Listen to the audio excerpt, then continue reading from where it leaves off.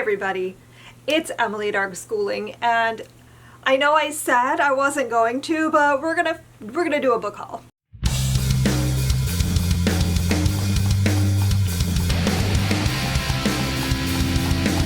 I have been on a book buying ban for most of the year, honestly. For this whole year I've been trying to fight myself on buying books, and the last book haul I did, I think, was at the end of May, and I said it was going to be my last book haul for a while, and it was. I only now have enough books to really do a formal book haul, and most of this is pre-orders. I had a lot of pre-orders this summer, but I don't think I'm going to be doing another book haul after this until the end of the year, because I really am enforcing a book buying ban on myself until I can deal with what I have in my collection, because it's overwhelming, and I don't even begin to know how I'm going to go through it. But I don't want to talk about that right. That's another video. That's a whole different discussion we're going to have at another time. But right now, let's just talk about the books I bought over the summer. I'm going to kick it off with books that I did not actually purchase. These were all sent to me by publishers, which I thoroughly appreciate. I work with HarperCollins and I work with Penguin Random House, and they both send me middle grade. So I was sent The Library of Unruly Treasures by Jean Birdsall. You might know Jean Birdsall from the Penderwicks books. This is her newest release, and I don't know what this is about exactly, but I am very curious about it because it's called The Library of Unruly Treasures, and I still need to read a book for the Build Your Library Reading Challenge that is set in or about a library, so it is quite possible that this will be the book I read for that. But I've been really curious about it because I did read the first Penderwicks book and really loved it. I thought it was very cozy, very old-fashioned kind of middle grade story.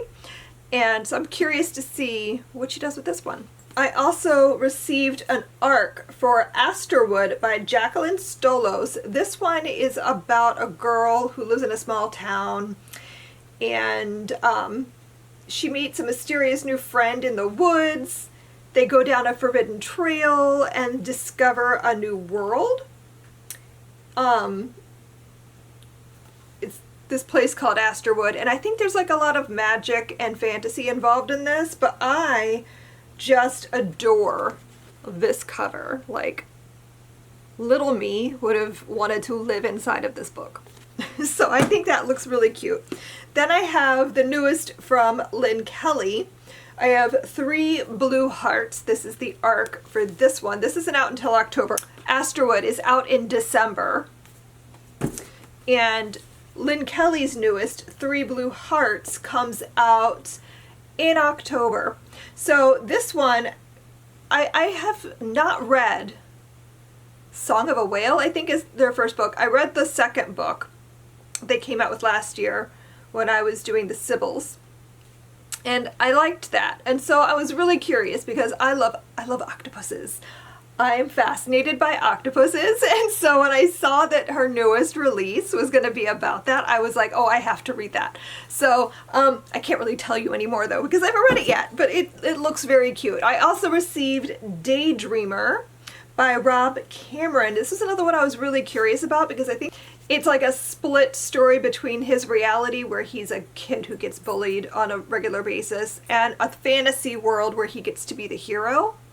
And I feel like somehow those two stories are going to come together in some way. I'm really curious about this. I feel like this has a lot of potential to be a lit bite. So I still haven't had a chance to read it, but I'm excited to. Okay, fine, let's talk about what I did buy. I've already read both of these, so we're off to a good start.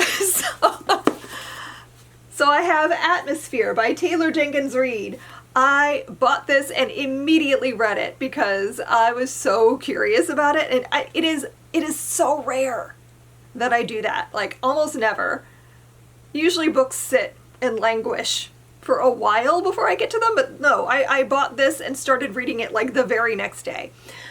This is a story about women in space, women going into STEM fields, like working at NASA in the 80s.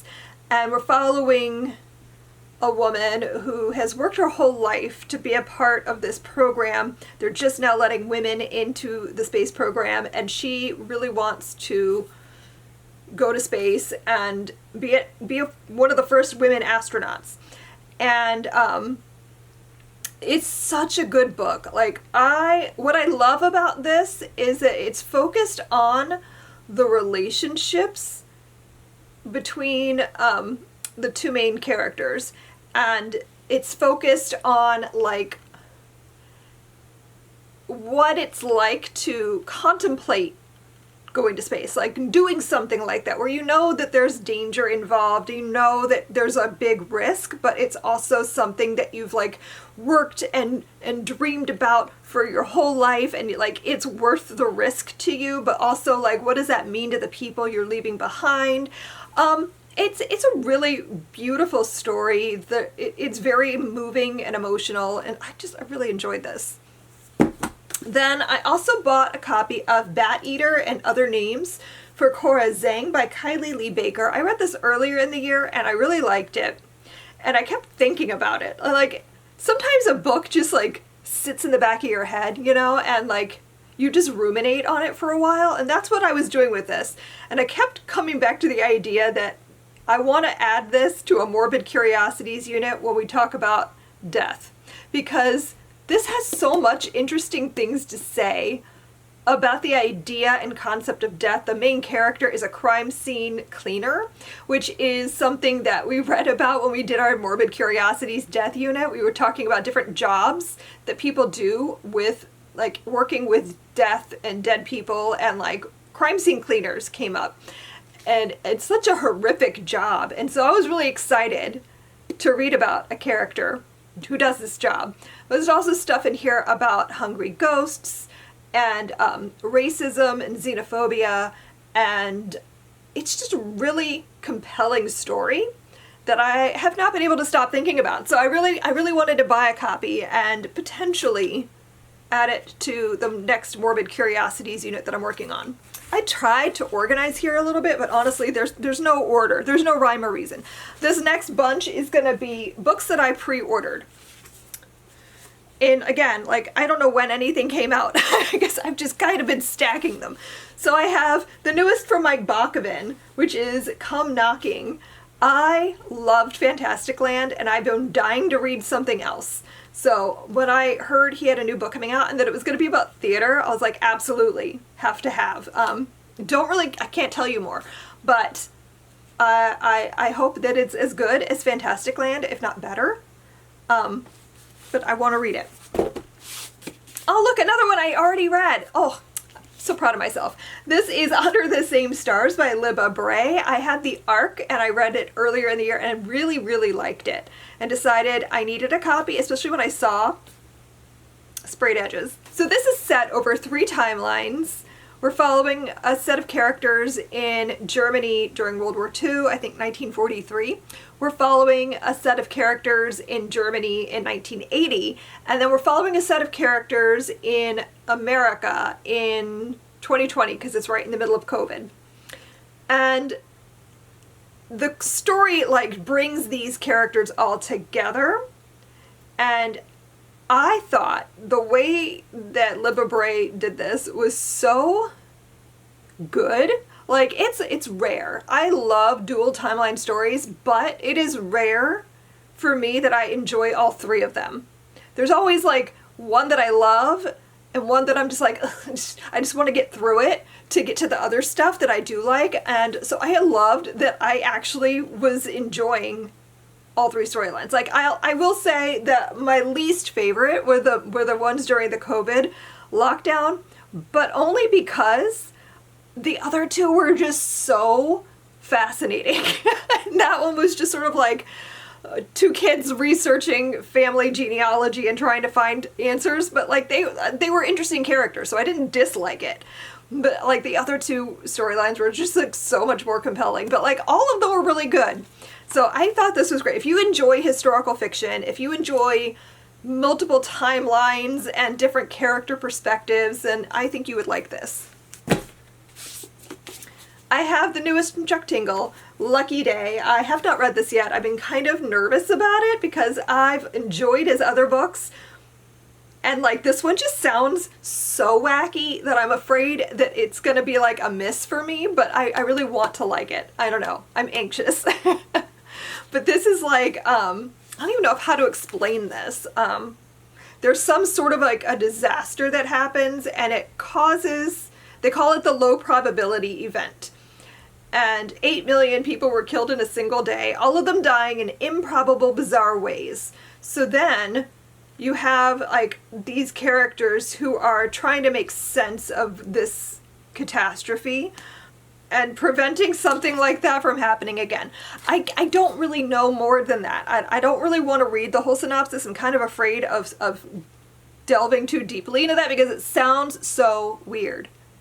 But I could trust Chuck Tingle. I find him so delightful, and I want this to be good. So I'm a little bit scared of it, but I'm going to give it a shot soon because I'm very curious.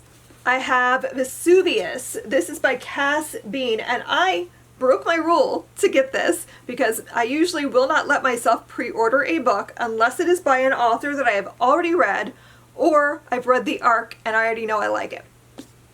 I've never read anything by this author, but I have been lamenting for ages that there are so few books about Pompeii. And like, I was obsessed with Pompeii when I was a kid. I had a book that I just like read cover to cover to tatters about like excavating the site around Herculaneum and Vesuvius and all of that. And like, I was so curious about reading more about it, but it's hard to find books, especially YA, set in this time period. So when I found out that there was one being written, I immediately pre-ordered it.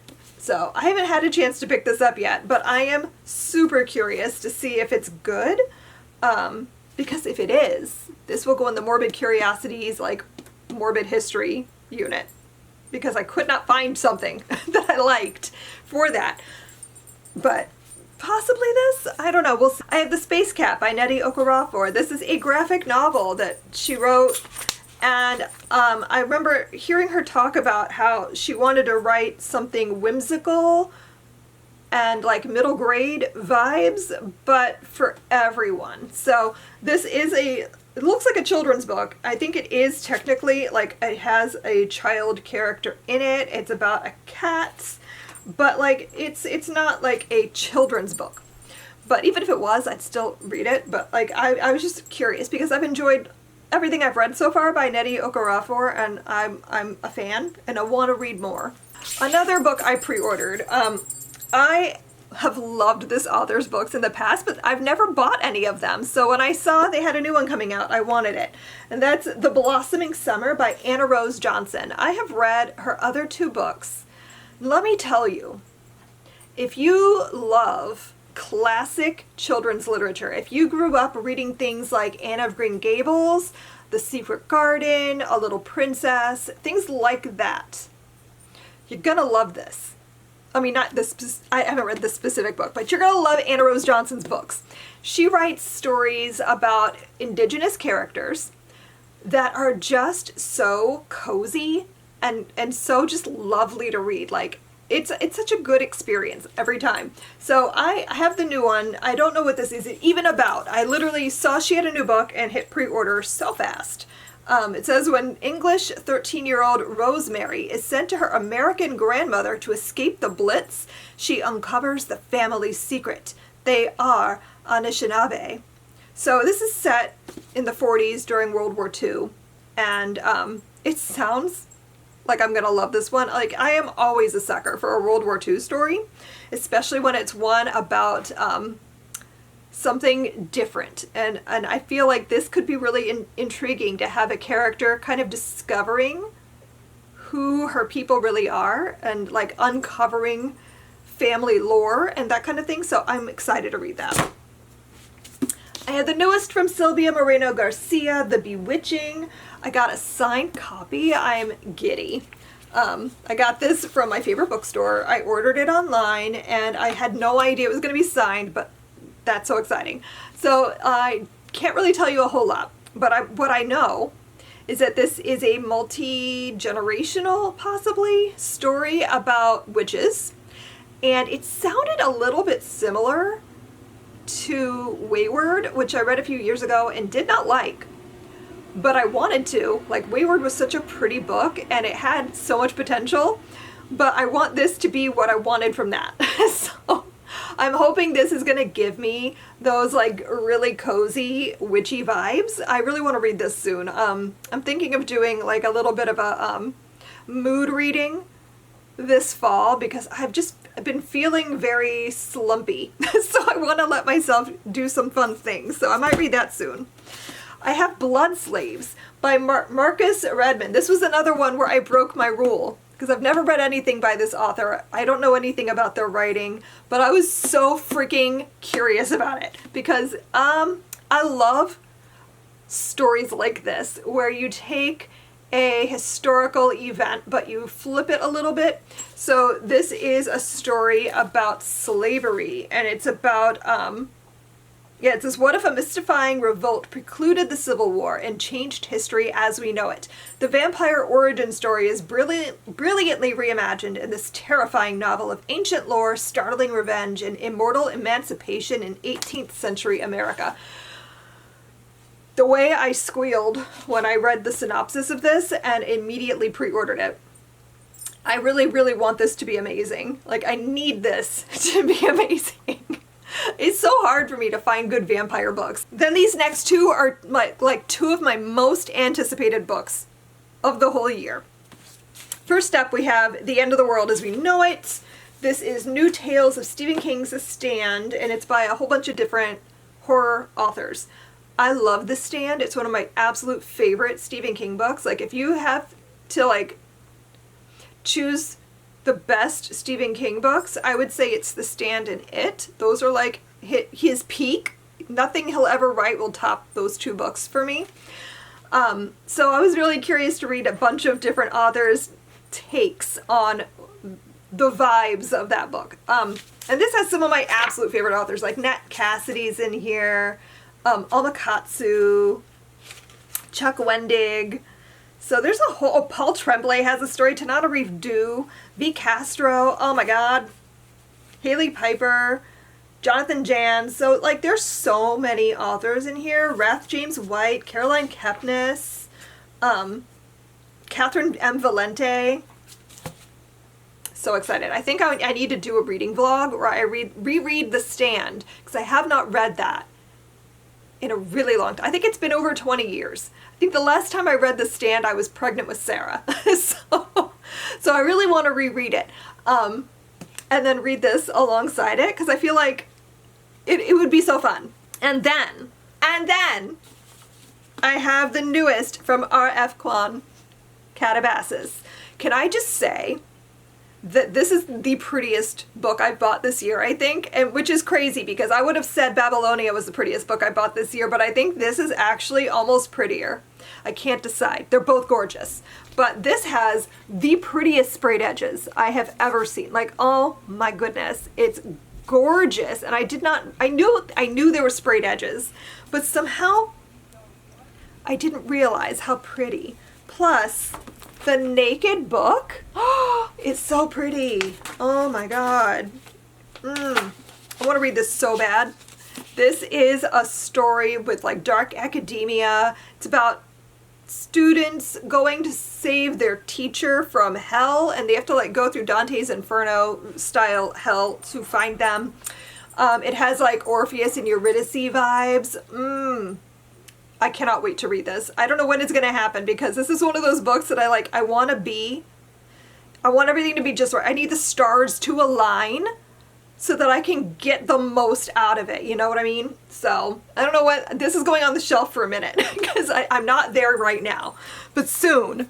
I think the last 2 pre-orders I have are the newest Stephen King, which I technically did not pre-order this. My husband always makes sure I have the newest Stephen King, so he bought me this. I don't even know what this is. I have not looked at the synopsis. Okay, this says intertwining storylines, one about a killer on a diabolical revenge mission, and another about a vigilante targeting a feminist celebrity speaker, featuring the beloved Holly Gibney in a dynamic new cast of characters. So it sounds like I can't even jump into this yet, because I have yet to read anything with Holly Gibney in it. I have several books to read, I think, before I can go here. And I have the newest from Paul Tremblay. This is his middle grade debut, and it's called Another, and it sounds so freaking weird and creepy. Yeah, so it's about this kid who has had a bad experience at school, and they feel like a pariah, that everyone's mean to them and ignore them, and then one day there's this strange kid at their house and he won't leave, and there's something wrong with him, but no one but him seems to notice. And it sounds so creepy and weird, and I can't wait to read that. I got a bunch of things from Nightworms, but for the life of me, I don't know what goes with what. So Nightworms send you 2 books at a time, and they're based on a theme of some sort, and honest to goodness, I have no idea what any of these are or what goes together. So, bear with me here. I think these came together. Okay, so if I have to guess, I think they go like this. And I don't know what month was what, but I have Smile for the Cameras by Miranda Smith and Beauty in the Blood by Charlotte Carter. I think these came together possibly in June. Oh, okay, yeah, we have Sharp Edges for July. Okay, this was July. I don't know exactly what's going on here, but I know this one's a thriller because it says an actress desperate to reclaim her fame must survive the real-life plot of the horror movie that made her famous in the psychologically twisted locked room thriller. That is exactly the kind of thriller that I want to read. And then this one sounds more like a typical detective story type of thriller. I'm not as excited to read this. I don't know. I might give it a shot at some point. Then, let's see. Who has the bookmark? I do not know. But I'm pretty sure. Yeah, okay. Oh. So this was the June. We have Beneath the Bone, and I have Immaculate Conception by Ling Ling Huang.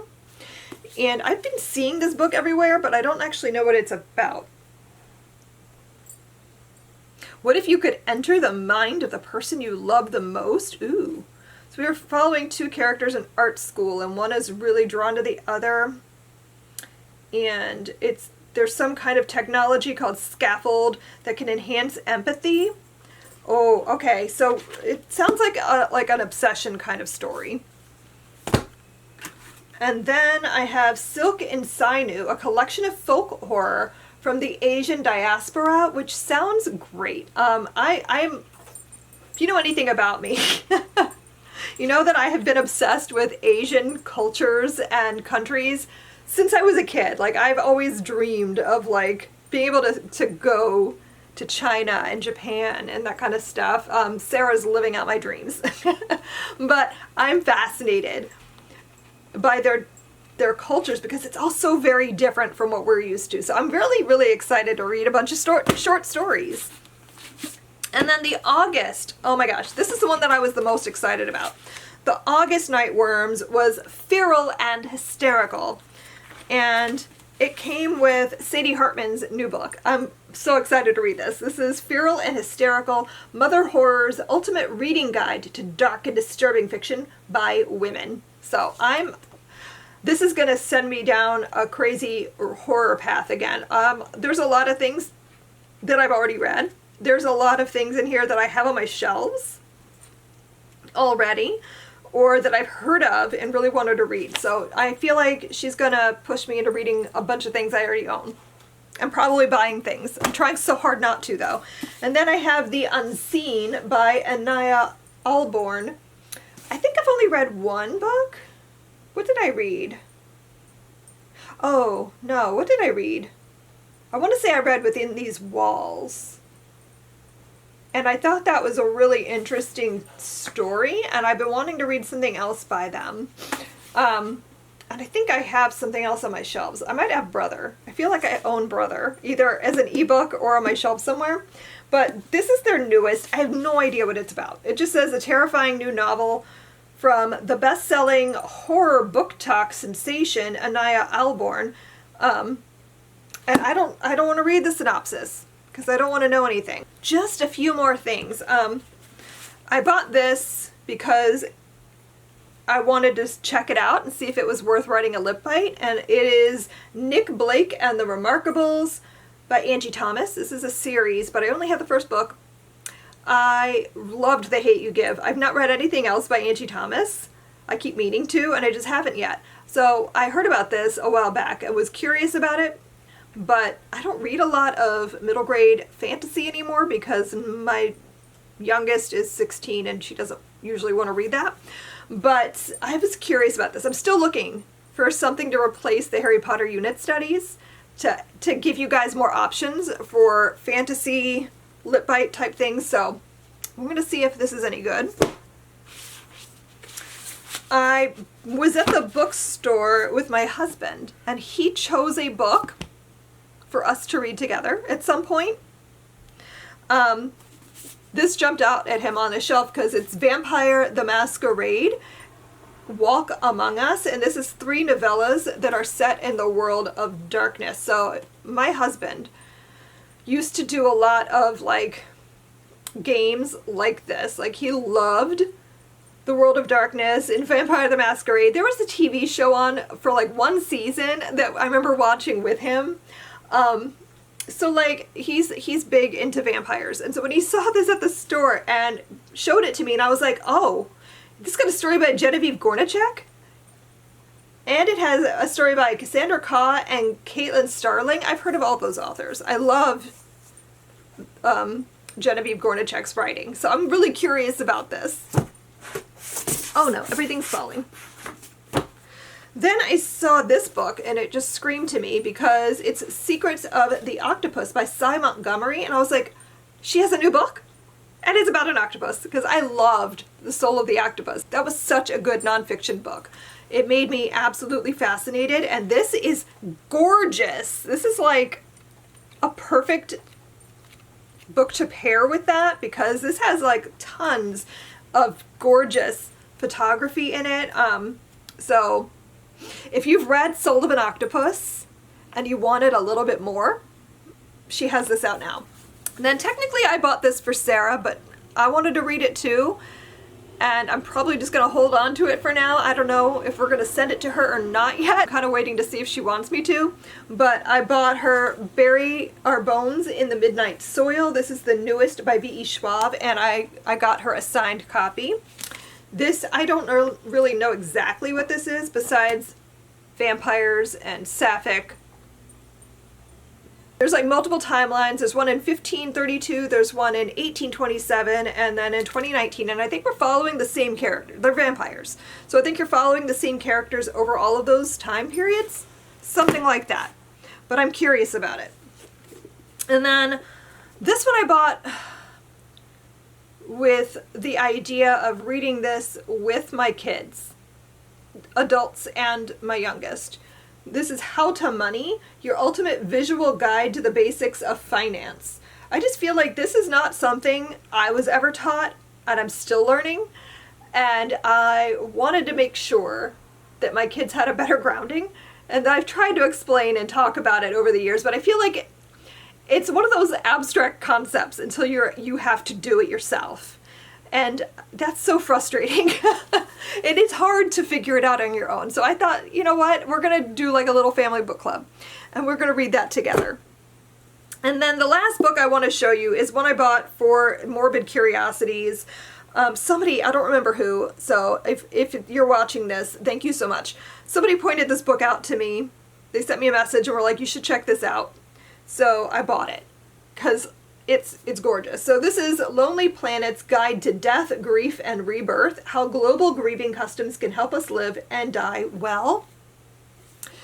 This sounds like it would go perfectly in my Morbid Curiosities Death Unit. I cannot wait to read this. It feels like it was meant to be part of that unit. So I love that their books are just very colorful, beautiful photography, very interesting little sidebars and stuff. I really like Lonely Planet's books, so I'm excited about this. So there you go. I cannot pick all of these up. There's too many. I've already had one minor catastrophe, so I don't want to have any more. And now my dogs are working too. So anyway, let's just wrap this up. That's everything I bought this summer. Hopefully I'll buy a lot less the rest of the year because I do not know where any of this is going to go. Like, I do not have shelf space. I don't know what I'm doing. But we're going to find homes because these are all things that I want to own. I just have to find them a home. Thanks so much for watching. Let me know in the comments if you are interested in hearing more about any of these books and anything I should prioritize. And yeah, I'll see you guys in my next video, which will hopefully be soon because I've been having a hard time filming, but I'm gonna make it happen. Thanks so much, and I will see you guys next time. Happy reading. Bye.